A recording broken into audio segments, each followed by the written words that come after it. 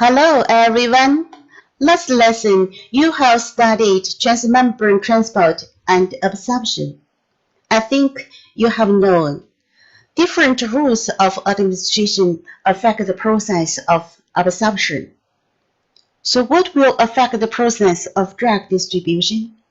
In this section, you will study this.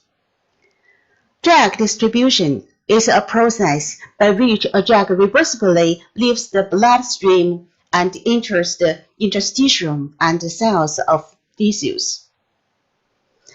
The influential factors on distribution include some factors from drug and the body, like the pKa of a drug and lipid solubility and the molecular size of the drug affect this. And because of air trapping, pH value of body fluid also affect this process. For example, compared with the extracellular fluid, intracellular fluid is more acidic environment. So for acidic drug, they will distribute more in extracellular fluid. Regional blood flow and capillary permeability also affect dissociation of the drug. It's easy to understand.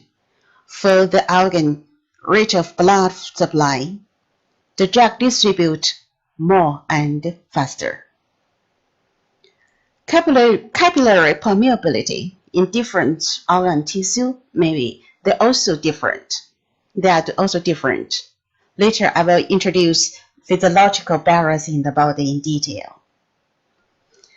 Tissue composition and tissue protein binding also affect the drug distribution at the local area of this tissue.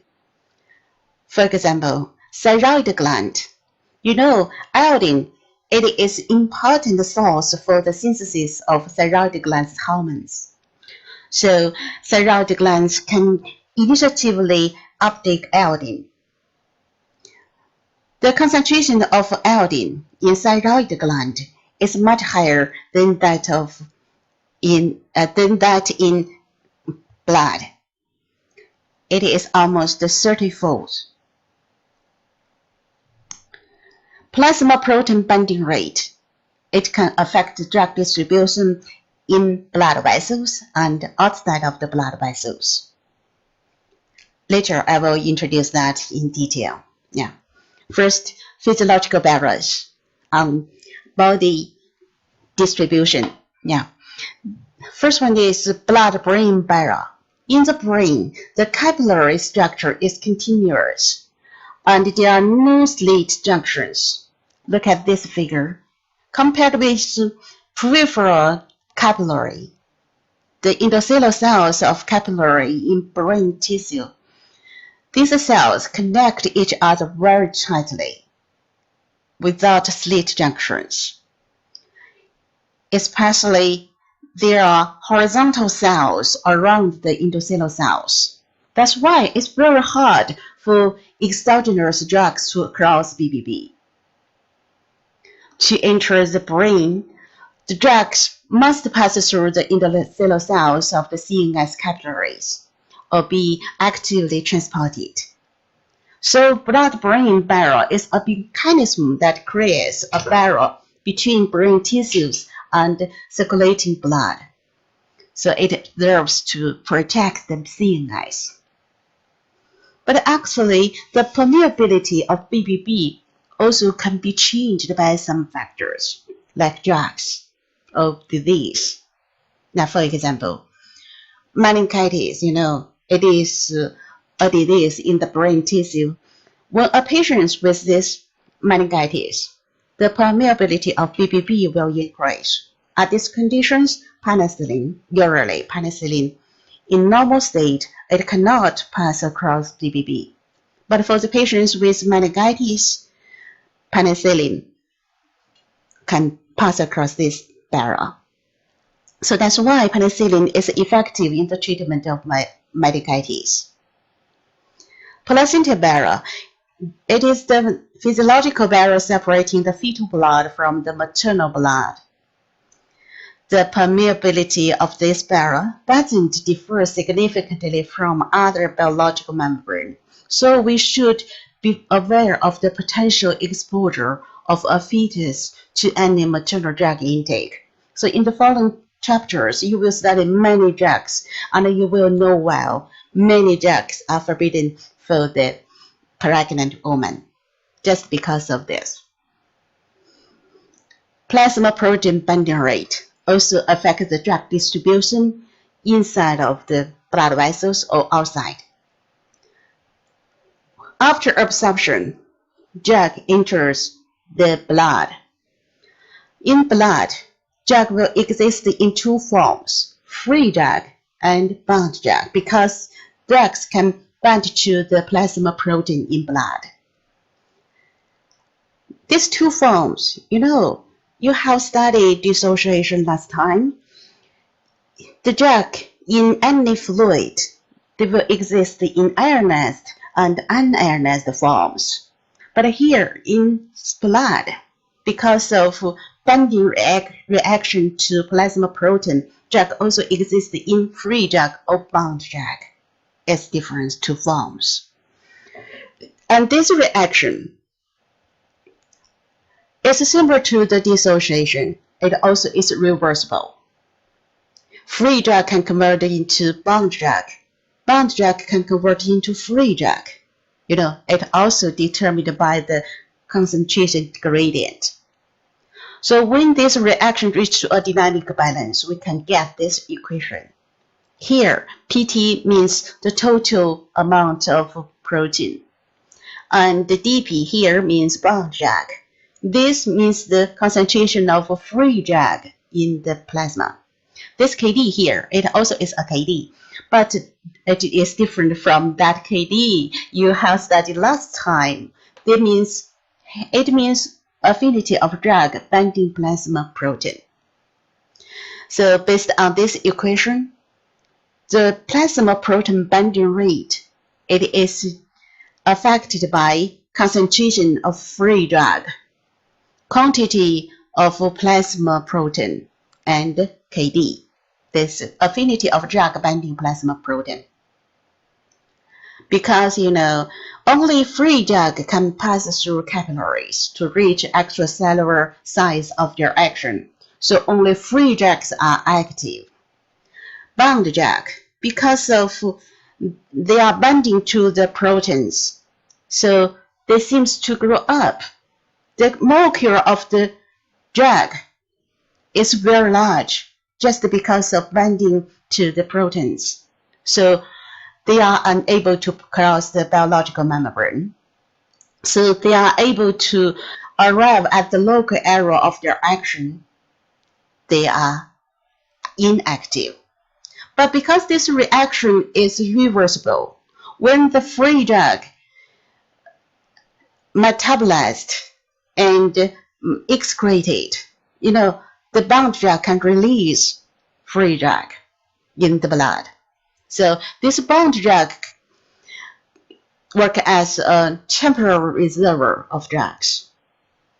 The plasma protein, they are also protein, similar to the carrier of the carrier-mediated transport, This also has non-specificity, saturation, and competitive replacement phenomenon. Here, non-specificity because, the plasma protein, the categories is not too many. For acetic drug in blood, they mainly bind to albumin, so it has non-specificity. Saturation and competitive replacement phenomenon. This is very useful. Some drugs have very high plasma protein binding rate. If the dose of administration doesn't change, when this drug is used together compared with their use alone, maybe they will compete to bind to the plasma protein. So free drug concentration may be increase. So compared with they use alone, so free drug is too much. They are active, So the effect caused by these drugs will stronger than they used alone. So maybe it induces some toxic effect. It is relatively dangerous, After distribution, the drug will also enter the liver or some metabolism organs. So start elimination. Here I should introduce this terminology. The action of most drugs is terminated or removed from their site of action, and the main mechanisms whereby drugs are eliminated are biotransformation and excretion. Here, biotransformation also means metabolism. They are saying. Actually, the elimination means the drug in the body will be removed out of the body. So their action finally disappear. So this is elimination. It always includes metabolism and excretion, just determined by these two phases. Metabolism, for majority of drugs, after metabolism, from their pharmacological activities will decrease, even disappear. But only for a few drugs, maybe they work as a prodrug. Only after metabolism, they become active. Because of metabolism, the structure of the drug may change. Metabolism may convert unionized lipid-soluble drugs into higher polarity hydrophilic compounds in order to facilitate their excretion.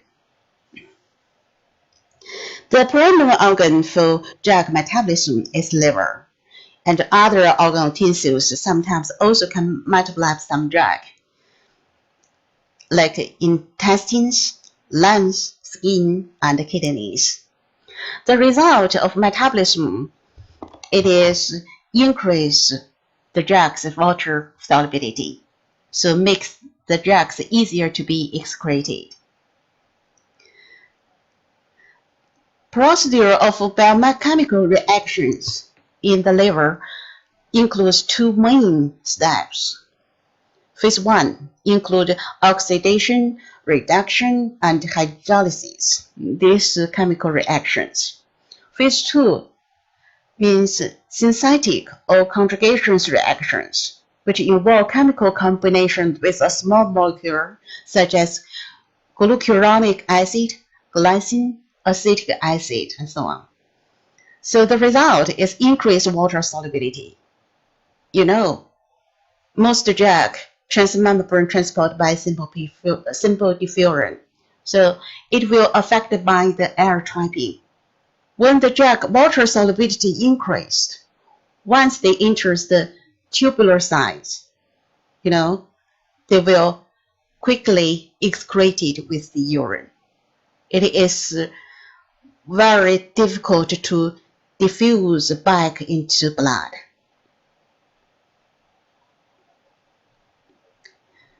The drug metabolism in liver mainly depends on P450 enzyme system.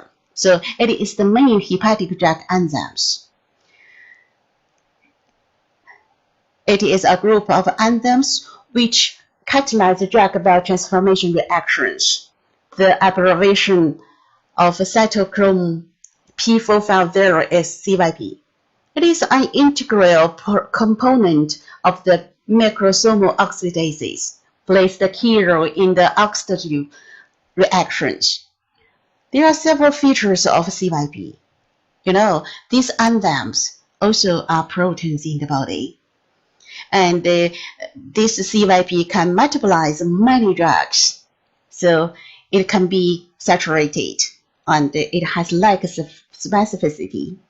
And the activity of them also can be changed by some drugs. So it has inducibility. Some drugs can increase their activity of metabolism, so they caught by inducer, such as phenobarbital. It means when someone is using phenobarbital, so the metabolism of phenobarbital becomes faster and faster. Of course, if this patient used the other drugs in combination with phenobarbital, and the other drugs also depend on this CYP to metabolize. So the metabolism of them all can become faster and faster. Yeah. On the other hand, some drugs can inhibit the activity of this CYP.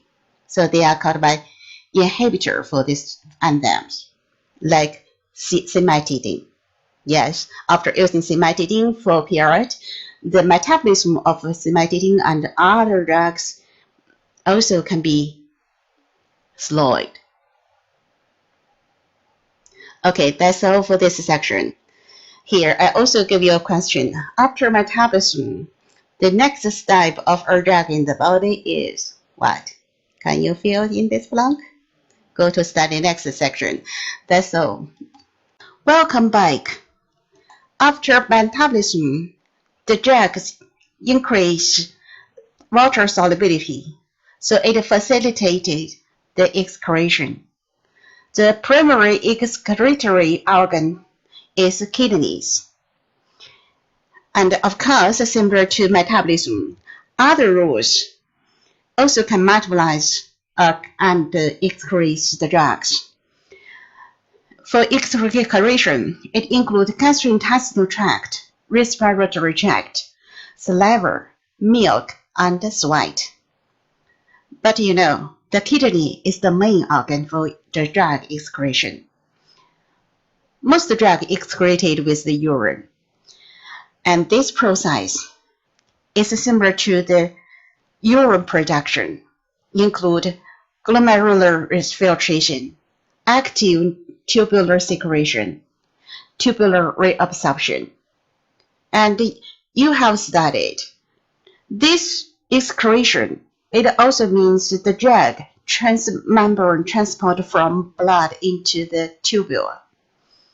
So most drug depends on simple diffusion, and this process always determined by the pH value of the blood and the urine and the pK of the drug. So the more lipid soluble, the less readily excretion.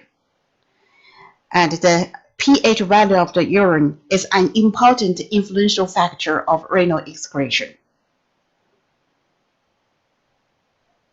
Some drugs also have bile excretion. Once they enter the liver and then secreted into the duodenum and enter the bile duct.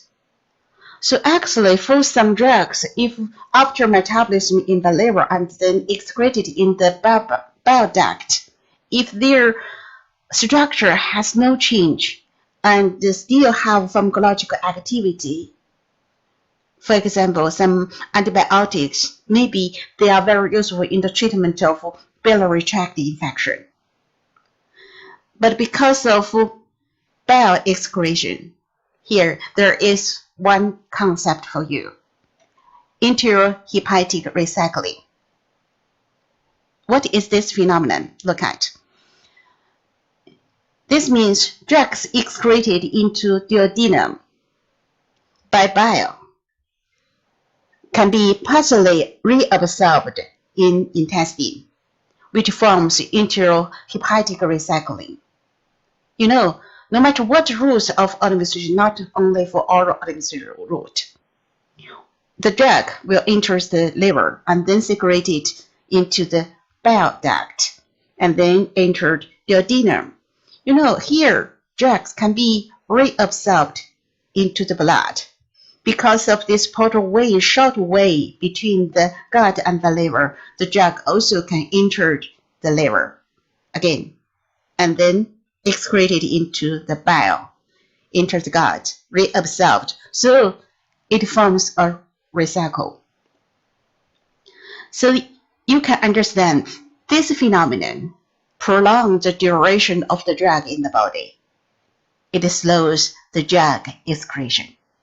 The half-life of the drug with bile excretion is relatively longer. You have known the drug in the body include 4 phases: absorption, distribution, metabolism, and excretion.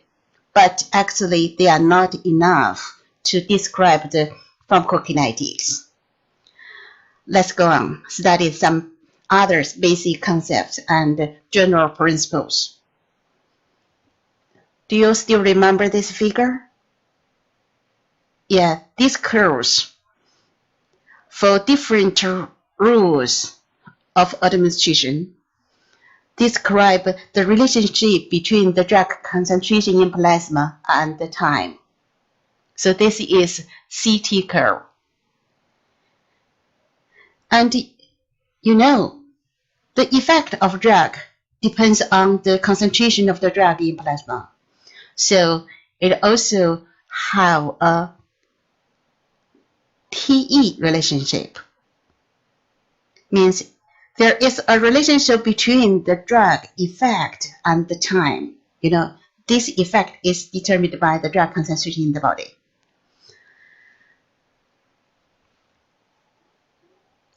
And these curves, you know, it just caused by a single dose by different administration routes. This is caused by intravenous injection.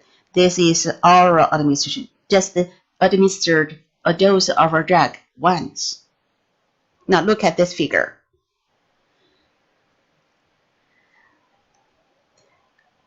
Based on the shape of this figure, you know, it has a process of absorption, ascending portion. So it must be not caused by intravascular injection. So this is a single dose curve of CT curve. It gives you a lot of information. In Chinese, 3个实相，一个点，两个水平，三个时程。So what are the 3 phases? You know, this curve has a ascending portion, relatively stable portion, and descending portion. These 3 phases. So this is means concentration of the drug in plasma is rising. So because in this period, the absorption of the drug predominate, so drug concentration increase. Here, the concentration is at the concentration in plasma is relatively stable. It means the velocity of the drug absorption is almost equal to elimination. So this descending portion means the drug concentration in plasma decline. It is always determined by elimination of the drug in the body, including metabolism and excretion. So this is elimination phase. This is absorption phase. So these are 3 phases. At one point, this point, the highest point on this curve, the y-axis value of this point, it is Cmax, means the highest concentration of the drug in plasma reached to the highest level. This is Cmax, maximum concentration. And the x value of this point is peak time. It means the required time for the drug concentration in plasma to reach Cmax. This is the peak time. This point. And there are 3 levels showed on this figure. The first level, this is minimum effective concentration. Minimum effective. It means if this drug concentration in plasma is below to this level, it's under this level, the body has no obvious response to the drug. only when the concentration is above this level, the body will show some biological function change. Means the effects caused by the drug occur. This is minimum effective concentration. With the drug elimination, during this elimination phase, when the drug concentration is decreased lower than this level, so the pharmacological effect almost decrease, even disappear. So this is minimum effective concentration. This is minimum toxic concentration. For the therapeutic dose, the drug concentration in plasma, the highest level should be below this level. Because once the drug concentration in plasma reaches to this minimal toxic concentration, it means some toxic effects will occur. It is harmful to the body. So after using a dose of a drug, we never let the drug concentration in plasma reach to this level. So this is a limitation. This is minimum toxic concentration. The two levels. And there are 3 periods. Now look at this. This period, after administration, the drug concentration is rising, not totally absorbed. So the body also has no obvious response to the drug. This is a latent period. Once the drug concentration is above this level, and increase, decline, till to under this level. So during this period, the body shows some response to the drug. Means the drug shows some effects. This means duration of the drug effect. So with the elimination, the drug concentration decline. So it is a residual period. During this period, there are left some drug in the body, but effect caused by the drug may disappear. So this is residual period. So this figure is very useful, I think. Now here, on this curve just now, I told you the Tmax means the peak time. Cmax means the highest concentration of the drug in plasma. So these 2 parameters reflect the rate of absorption, and they are often used to assess the quality of preparations. Maybe different preparations administered by the same rules of administration. Maybe they have different shape of the figure. And you will study many other parameters to describe how exactly the drug changed consecutively after administration. Just now you finished study Cmax and Tmax. Let's go on study apparent volume of distribution. This concept is looks complicated. Now read this sentence. Try to understand first. VD, it is the aberration of apparent volume of distribution. It means the required volume of body fluid to dissolve the total amount of drug in body as the same concentration as that found in blood when the drug reaches dynamic equilibrium in the body. Wow, how to understand this? Now, actually, apparent volume, it means not a real volume for the drug distribution in the body. It is just hypothetical. Now, amount of a drug, you can know this. How much administered? This is amount of the drug. And the VD is the ratio of this amount to concentration of the drug at the zero time. So when the drug in the body reaches to a dynamic equilibrium about this distribution in the body, if we get some blood, we can assay the concentration of the drug at this blood. This is the concentration C.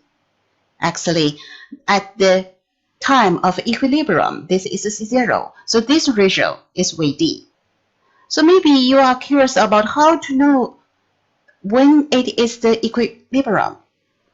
So here, now look at. For intravenous bolus, the CT curve is like this. It mainly includes two phases. It has no absorption process. Totally intersystemic blood circulation. This phase, it has a very rapid decrease of this concentration change. This is mainly determined by distribution phase, very rapid decrease, and then followed by this elimination phase. Most drugs show an exponential decrease in concentration with time during the elimination phase. Yeah, this is the first order kinetics. Next time I will introduce this. This is exponential elimination. It seems like a line. Now look at. After administration, at this phase, during this period, we can get blood from the body twice. And then, based on this point, we can assay the concentration of the drug in this two blood sample. So we can get 2 points and then determine a line. So based on this, we can get the point. This. The extrapolation to time 0 gives C0. It is the hypothetical drug concentration predicted if the drug distribution had been achieved instantly, yearly. This is the time for the drug distribution in equilibrium. So this is C0. According to this C0, the required volume to distribute the amount of the drug, this is the Vd. Do you understand? This Vd is very useful. It can measure the apparent space in the body available to contain the drug. And Vd can significantly exceed any physical fluid volume. This body fluid volume, maybe Vd, it is as smaller as the volume of plasma. It's very small. It means after administration, a large amount of the drug in this blood. Out of the blood vessels, the drug distributes very nice.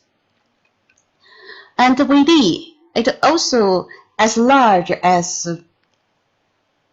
this 500 liters. It's so large, significantly exceed the total amount of the body fluid.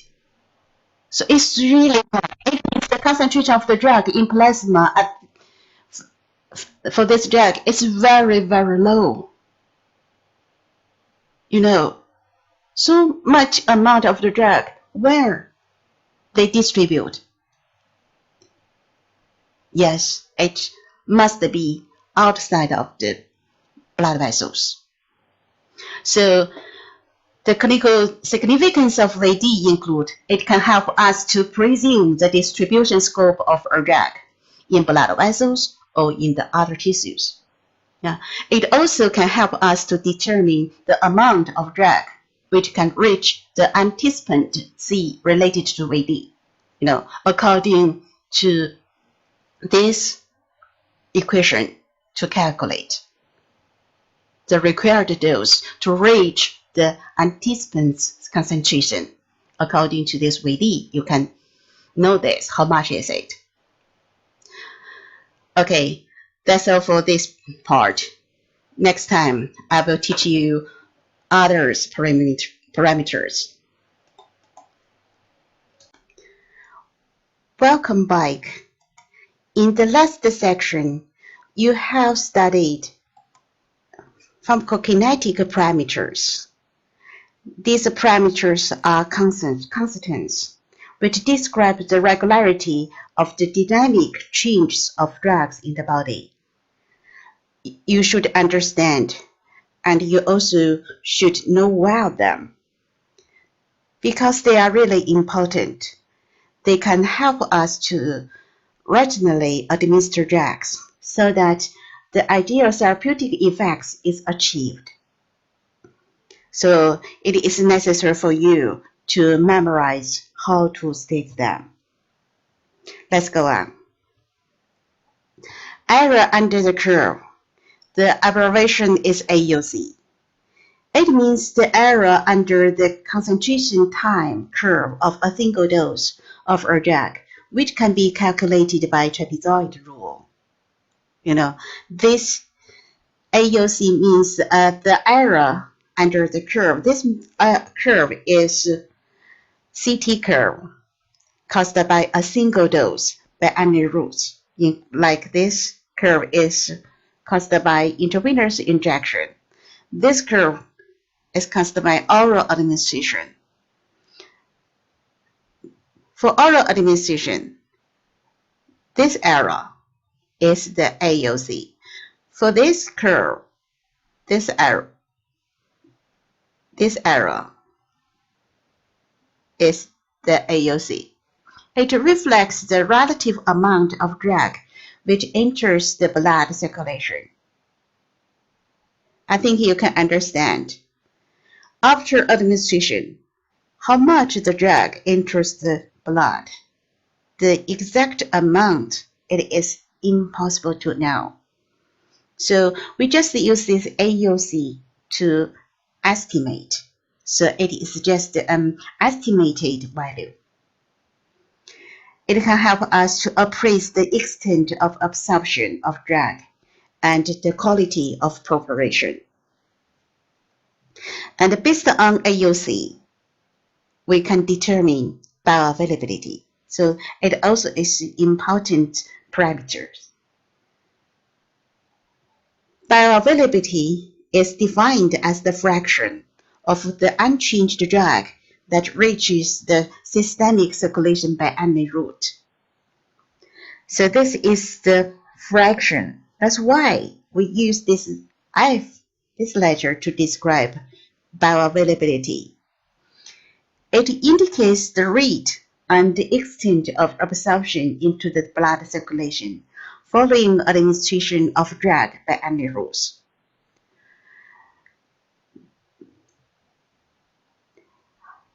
This formula can help us to calculate how about the drug bioavailability. Actually, the dose of drug reaching systemic circulation. This often use AUC to describe. This percentage is the bioavailability. Bioavailability includes two kinds. One is absolute bioavailability. It used to appraise absorption initiation of two routes of administration. So look at this formula. You can understand what's that. The upper AUC is caused by extravascular administration. This AUC is caused by intravenous administration. For intravenous injection, the total amount of the drug is absorbed. So this F is 100%. But for other routes of administration, their bioavailability may be less than 100%. Not the total amount of administration is absorbed. So, especially for oral administration, maybe it is much less, than 100%. The main reasons include incomplete extent of absorption. After oral administration, maybe a little part of the drug excreted with the feces without entering systemic blood circulation. And you also have studied first-pass effect. Between the liver and the gut, there is a short way, portal way. Once the drug absorbed from the gut, maybe some drug first enters liver by portal vein and then metabolized. So finally, it can decrease the amount of the drug entering systemic blood circulation. So this bioavailability is relatively little.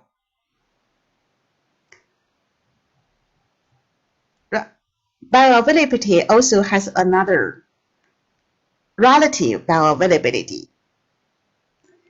It means this ratio of AUC tested agent to AUC standard agent. This percentage is relative bioavailability. It is usually used to estimate absorption situation of two preparations. For a drug, for example, like aspirin, it can be produced by different drug factories. If there is one agent of aspirin work as a standard agent, other preparations may be produced by different drug factories, each one of them as a tested agent. So after administration by the same route, they have different bioavailability. That's why maybe you have that experience in your daily life. You have used some drugs. Maybe they have the same common name, like aspirin. Maybe some patients have used, but maybe they come from different drug factories. Finally, the patients found their therapeutic effects have a little difference. That's true, because maybe these different preparations of aspirin from different drug factory, they have different bioavailability. If some drug bioavailability, this one is very, very small. For example, nitroglycerin, after oral administration, its bioavailability just 8%. So actually, it is not suitable for oral administration. So that's why the common rules of nitroglycerin is sublingual administration. Still remember that? Yeah, till now you have studied Cmax, Tmax, AUC, and bioavailability. They usually used to describe the drug absorption. And you also studied VD. Based on VD, it can help us to appraise how the drug distributes in the body. But the drug in the body, it also can be eliminated. So which parameters can use to describe elimination of the drug in the body? So here, let's study elimination rate constant and half-life and clearance. Elimination rate constant reflects the eliminating rate of a drug in the body. Yeah, it also is a constant. We usually use this K to describe elimination rate constant. Half-life. Half-life time, it means the time taken for the plasma concentration of drug to reduce by 50%.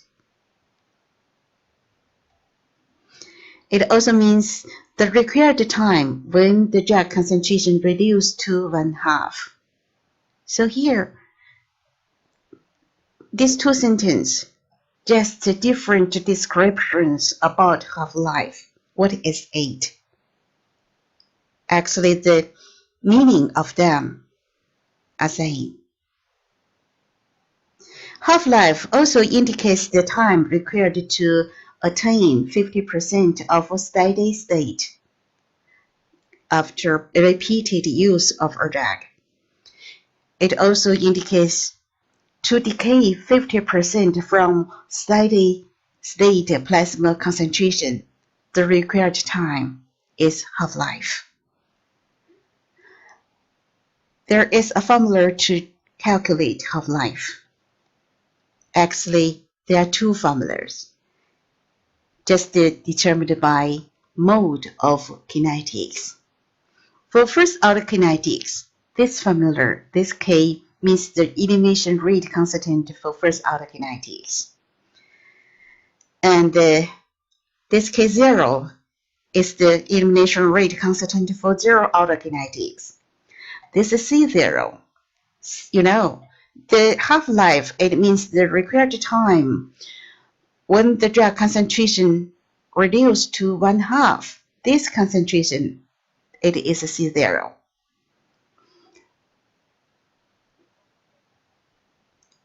This is half-life.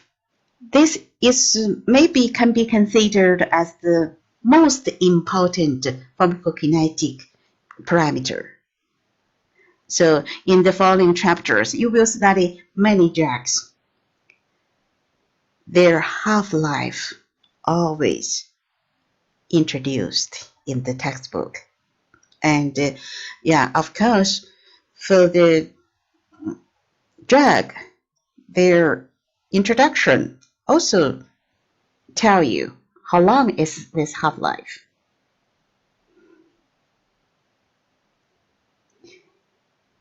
Next one, clearance. Clearance estimates the amount of drug cleared from the body per unit time. It also means the volume of plasma containing a drug that can be eliminated by the body per unit time. It is to describe elimination of the drug in the body. And elimination include metabolism and excretion. So the major sites of clearance include kidneys and liver.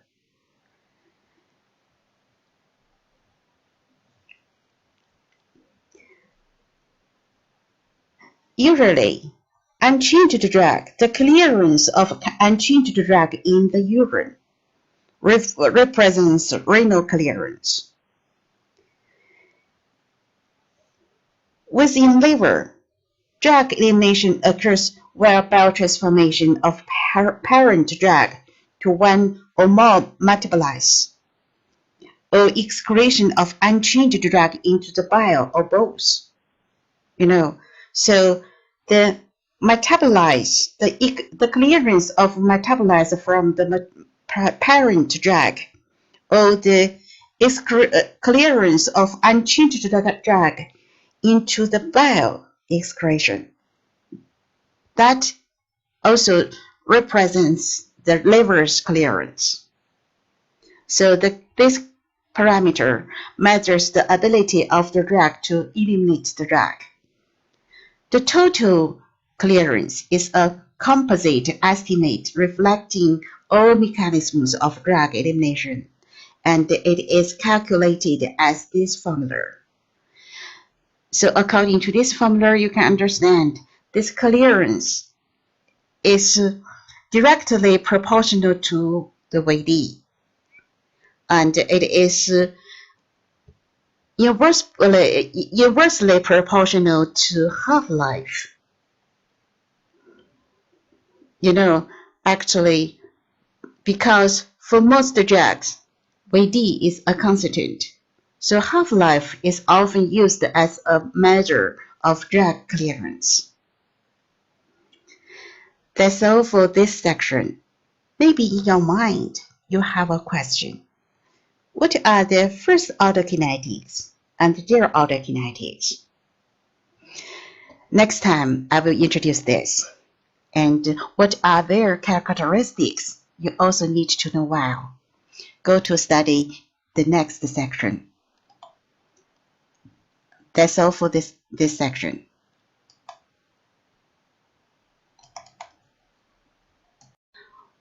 Welcome you back. In the previous sections, I mentioned several times about first-order kinetics. So what does it mean? Now let's study in this section. In the simplest case, the body may be considered as a single compartment. So the complicated relationship become very easy to understand. So the drug in the body are eliminated mainly by metabolism and excretion. The mode of drug elimination is divided into two modes in terms of following basic equation. This is a differential equation. Differential equation. It is the feeding formula of drug concentration in plasma. So C means concentration of drug in plasma.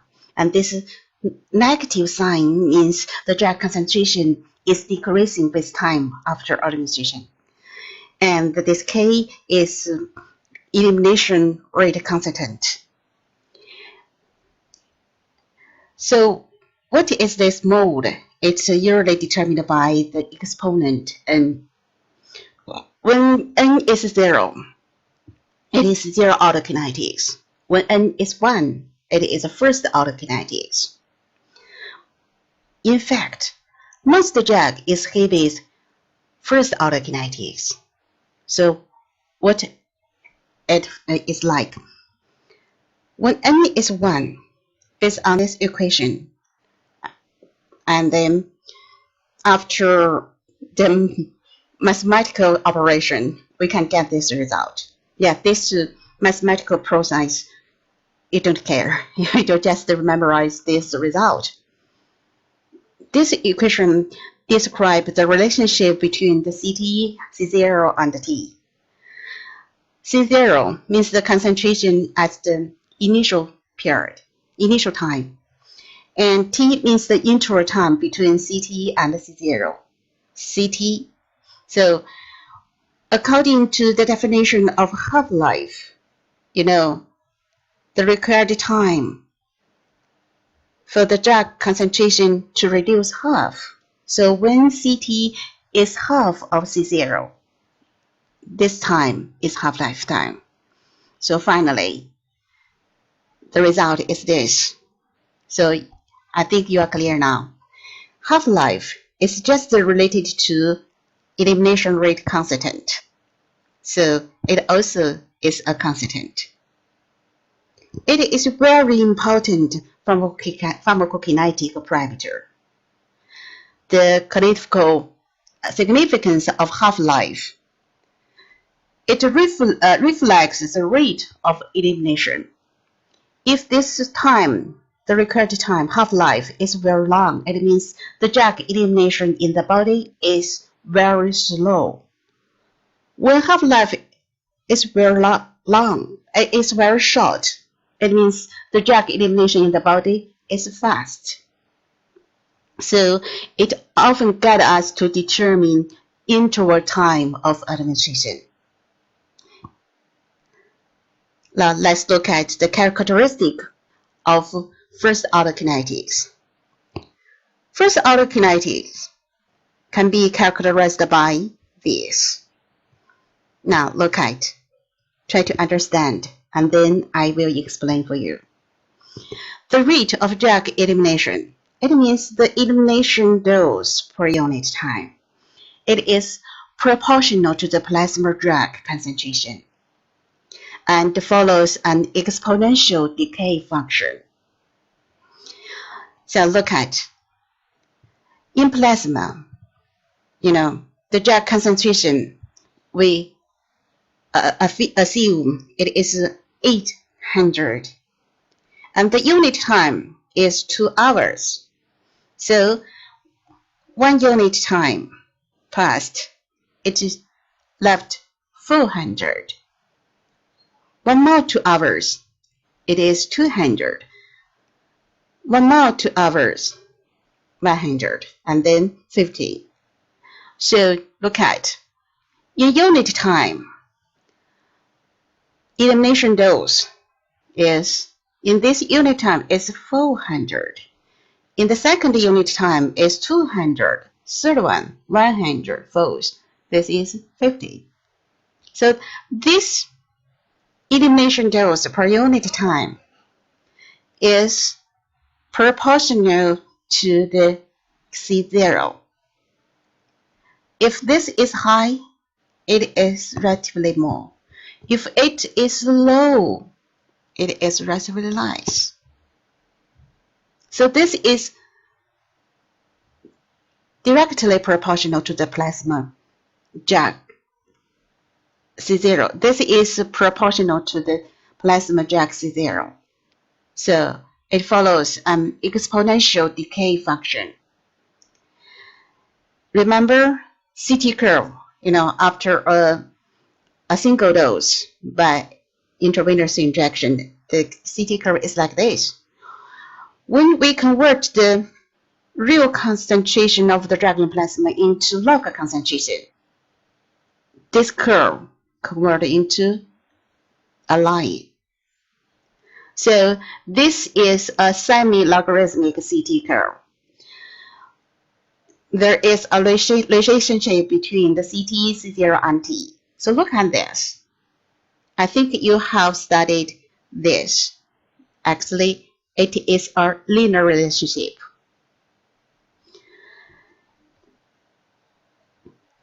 The dose of drug elimination per unit time, decreases with time. The elimination rate declines as the plasma concentration declines. During the whole process, half-life, it is a constant. Now, this is 800. Half is 400. So this required time is 2 hours. This is the half-life. This is 400. Half is 200.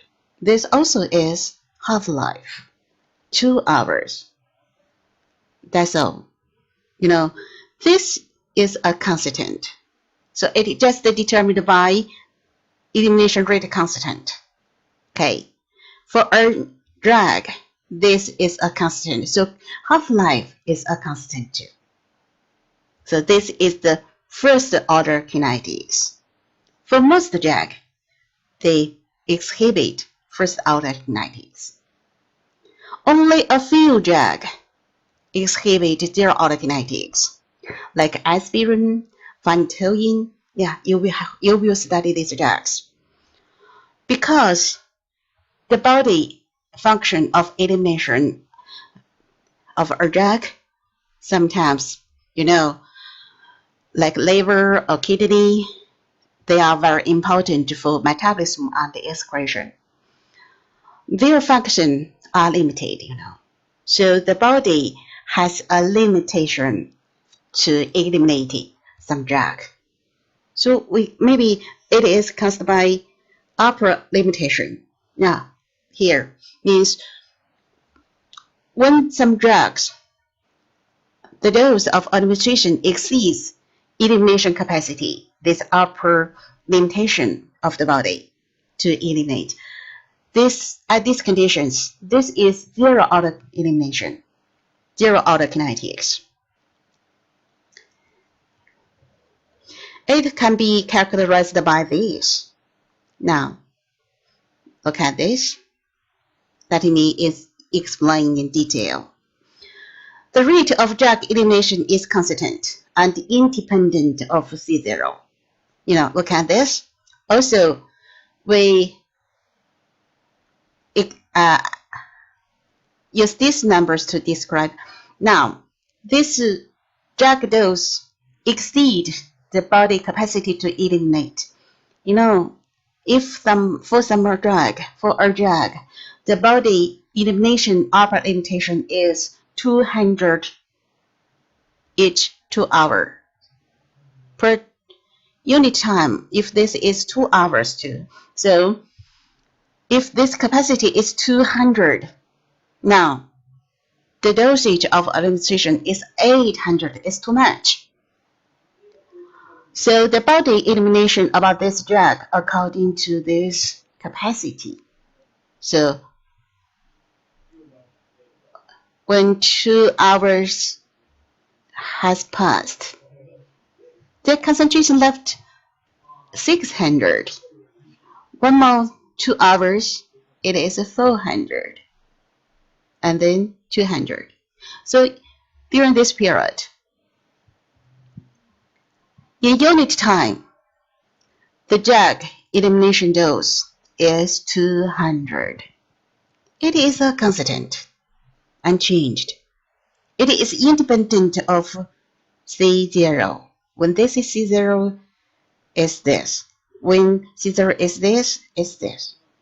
So not changed. It means the clearance is inversely proportional to C0. So at these conditions, a small increase in dosage can produce a disproportionate increase in concentration in plasma. So half-life is proportional to the C0. This is a constant quantity elimination. Look at, according to the definition of half-life, from 800, half is 400. The required time is 4 hours. But if the C0 is 400, become 200, the required time is 2 hours. So it changes. So half-life here, it is proportional to this concentration in plasma. If this is higher, this half-life is longer. So half-life is determined by C0 and K, elimination rate constant. As the concentration decreases to not exceeding elimination capacity, drug exhibits first order kinetics. Since here,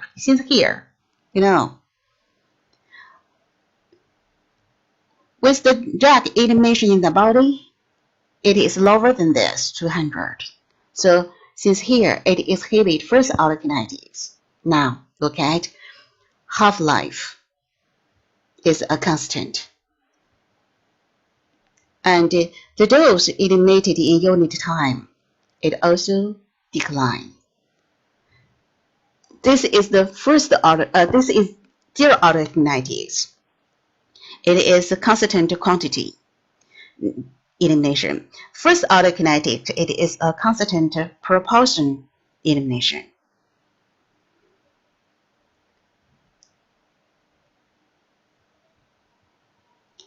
Most drugs exhibit first order kinetics, According to first order kinetics, after withdrawal, when is the drug in the body thoroughly eliminated? Can you answer this question? Yeah, we can assume any C0.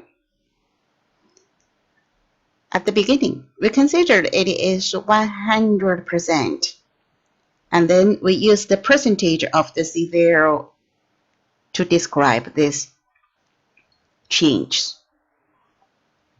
So here, look at, if the unit time is half-life, one half-life later, it reached to 50, and then 25, 12.5, and then, here, this is just left 3.125. It's so close to 0. So here, maybe we can consider drug is almost thoroughly eliminated. So the required time to this change. It is about 5 half-lives. So usually we think the required time for the drug totally eliminated after withdrawal, for the drug in the body totally eliminated after withdrawal, the required time is about 4 to 5 half-lives. Can you understand? Because the plasma drug concentration is often correlated with the magnitude of a drug's effect, it is possible to use pharmacokinetic parameters to determine and adjust the drug dosage to achieve a desired therapeutic effect. You have studied several different pharmacokinetic parameters. Some of them is just describe the single dose. So how about repeated administration? So how does the concentration of our drug in plasma change after repeated administration? Go to study next section. You will get the answer.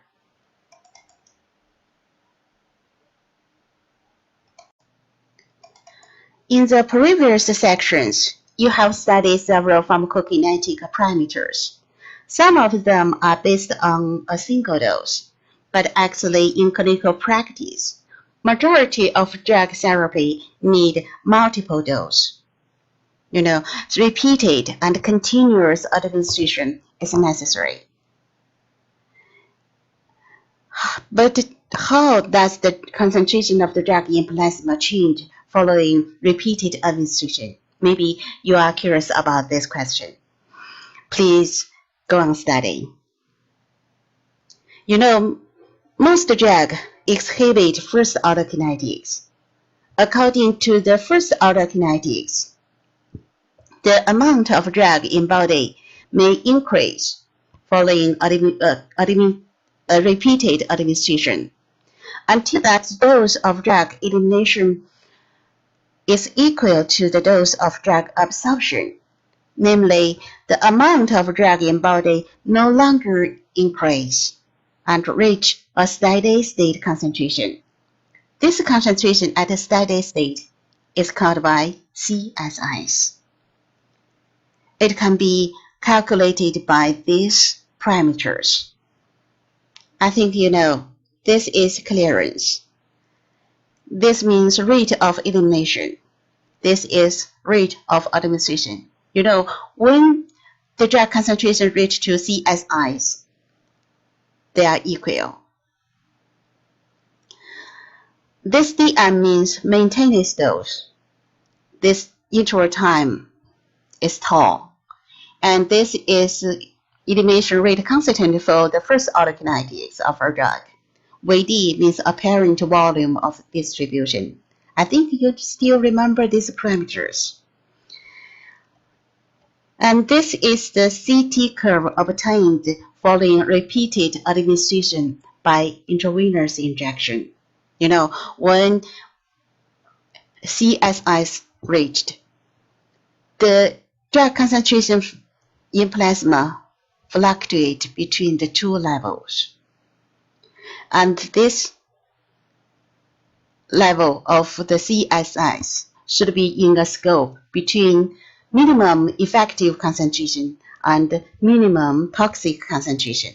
Remember this curve? Only CSIs is in this scope. It is effective and safe enough. So there is another question. For repeated administration, when the CSIs is reached. So let me show you by this figure. For example, repeated administration by intravenous injection, and the maintenance dose is 100% C, and the interval time of administration is half-life. So look at the beginning, after one time of administration, C is 100% C. So after a half-life, one half-life, it reached to 50%. And after the second half-life, it reached to, at this time, it is a time for administration, at 100.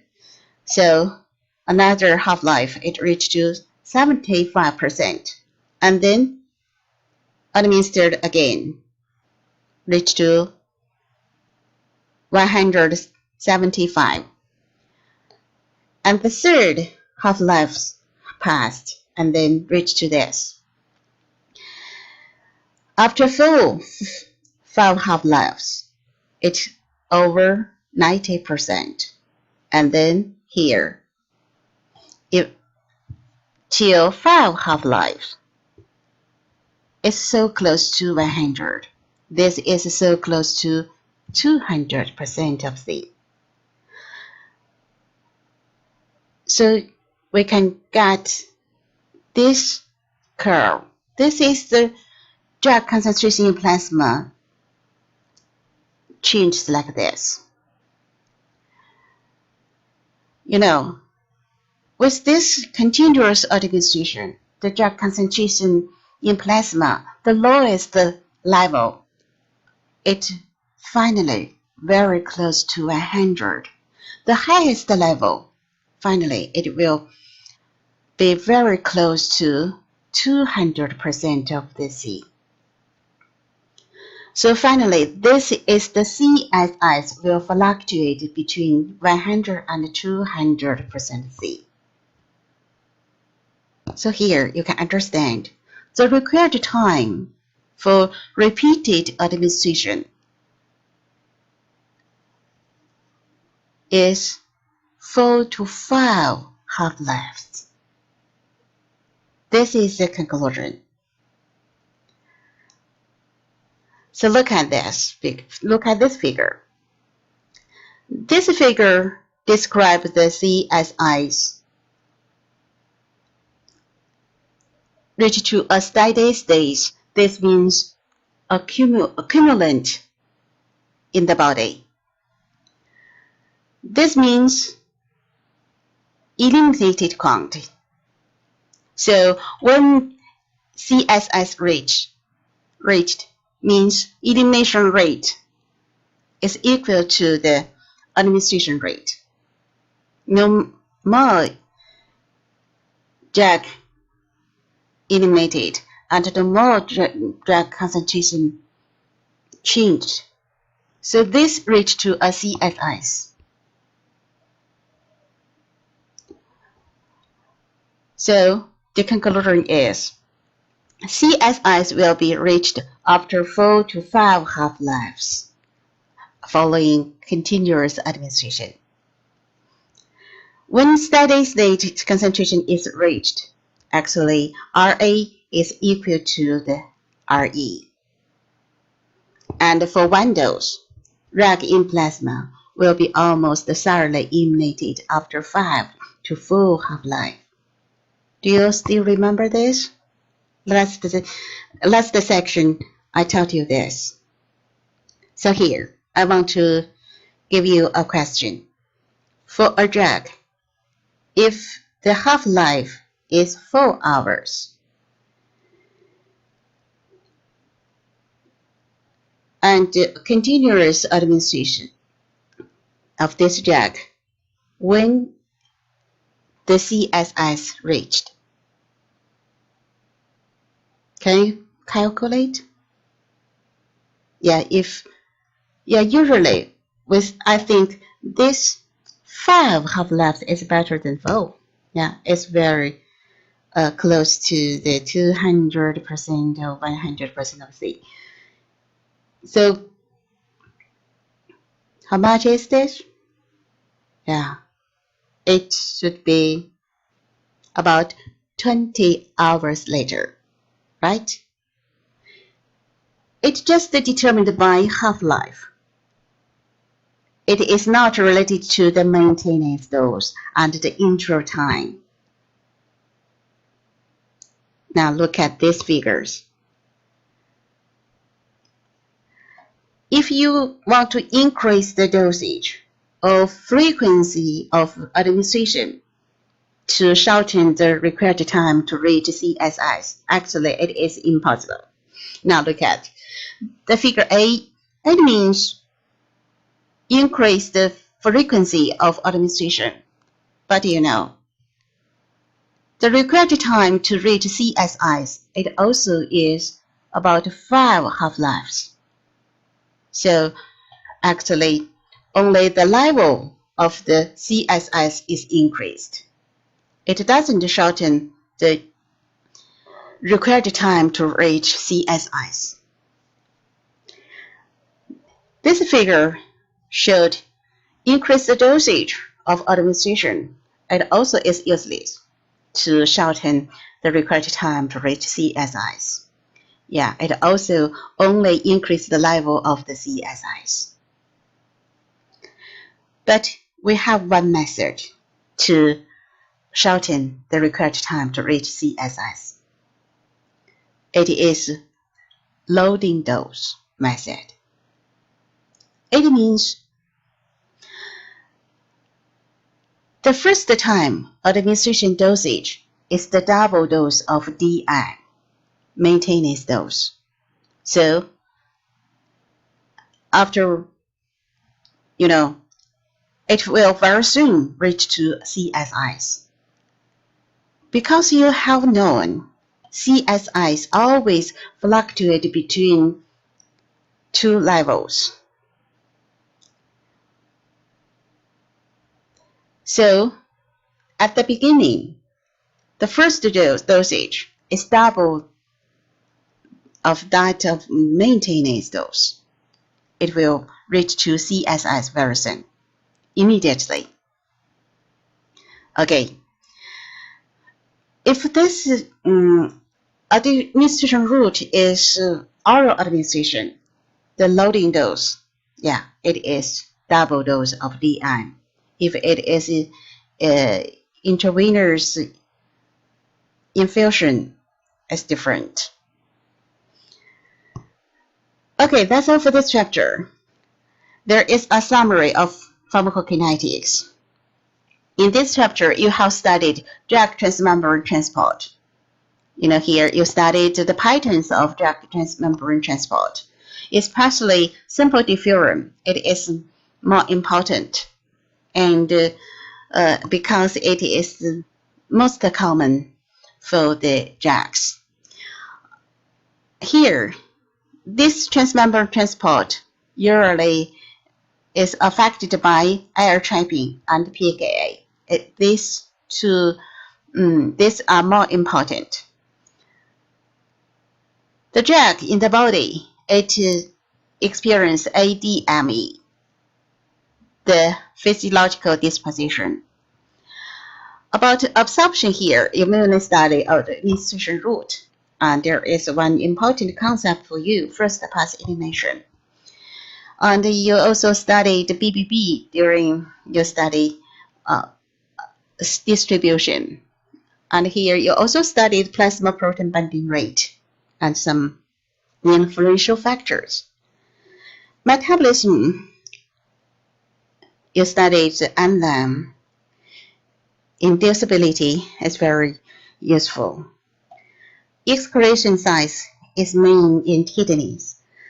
And here you studied one concept is intrahepatic recycling. And you study several pharmacokinetic parameters. These are more important concepts for you.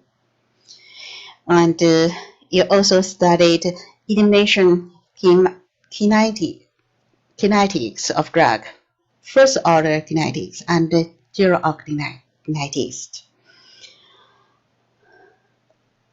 How about their features? You also should know well. That's all for this chapter. I give you several questions. I think maybe they are helpful for your review. Okay, There are 3 questions for your next class. Thank you. Before you study next chapter, you should know this. Okay? Bye.